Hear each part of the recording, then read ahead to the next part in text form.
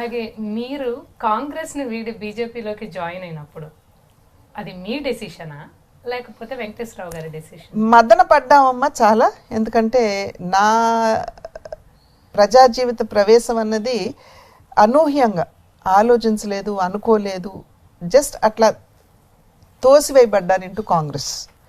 So my political career అన్నది నాకు కాంగ్రెస్ అట్లా కాదండి, పరిస్థితులు అట్లా వచ్చినాయి, పరిస్థితులు అట్లా వచ్చినాయి అన్నమాట, situations.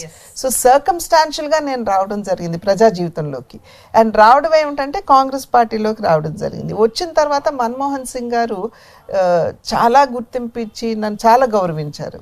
So at state divide అవుతున్నటువంటి సందర్భంలో అనేక సందర్భాల్లో మేము కాంగ్రెస్ పార్టీ నాయకత్వానికి చెప్పాం, this is not the right decision, మీరు చెయ్యాలి అనుకున్నట్లయితే దానికి ఒక పద్ధతిగా మనం చేసినట్లయితే మనకి బాగుంటుంది. రాష్ట్రానికి క్యాపిటల్ లేదు, క్యాపిటల్ కన్స్ట్రక్షన్ జరగాలి, Polavaram is very important, Polavaram నిర్మాణం జరగాలి, అవంతా మీరు కట్టుబడి మీరు చేస్తే గనక ఇట్స్ ఓకే. కానీ ఏమీ లేకుండా ఉన్న పడంగా మేము రాష్ట్రాన్ని ఒక గీత గీసేసి డివైడ్ చేస్తున్నాం అంటే ఇది సరైన పద్ధతి కాదు అనేది అనేక సందర్భాల్లో మేము నాయకత్వానికి చెప్పడం జరిగింది. కానీ వారు వాట్ ఎవర్ రీజన్స్ వాళ్ళు డిసిషన్ తీసుకున్నారు. అప్పుడు పోలవరానికి ఏదైతే 7 ముంపు మండలాలు ఉన్నాయో రాష్ట్రంలో కలపమని చెప్పాం. ఎందుకంటే అది కనుక కలపకపోయినట్లయితే అసలు పోలవరం నిర్మాణం అనేది జరగదు.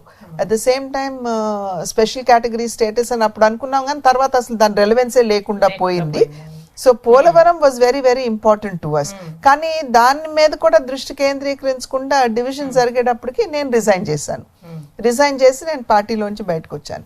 ఆ తర్వాత భారతీయ జనతా పార్టీలో ఉన్నటువంటి నాయకులు, నేనైతే బహుశా ఇంకా రిటైర్ కావచ్చేమో అని అప్పట్లో అనుకున్నాను.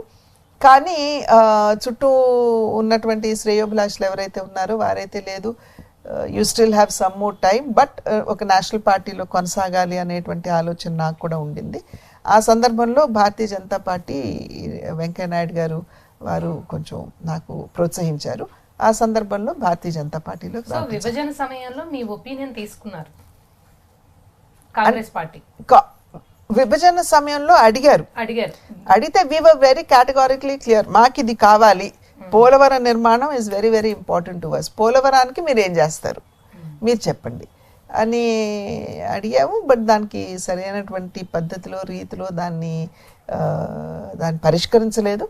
దాంతో నేను ఈవెన్ బిఫోర్ ఎలక్షన్స్ కంటే ముందే ఎప్పుడైతే బిల్ పాస్ అయిందో, అంటే బిల్ పాస్ అవ్వక ముందు నేను మంత్రిగా నా రాజీనామా ఇచ్చేసాను.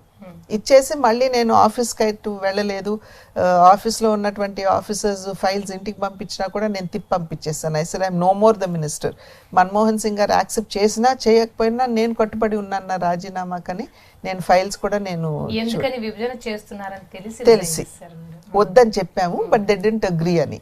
తర్వాత అఫ్ కోర్స్ వన్స్ ఆ డిసిషన్ ఎప్పుడైతే తీసుకున్నారో అదే రోజు నా రాజీనామా లేఖ నేను సోనియా గాంధీ గారికి పంపించడం జరిగింది. So this was 2013. సో అప్పుడే నేను పంపించేసి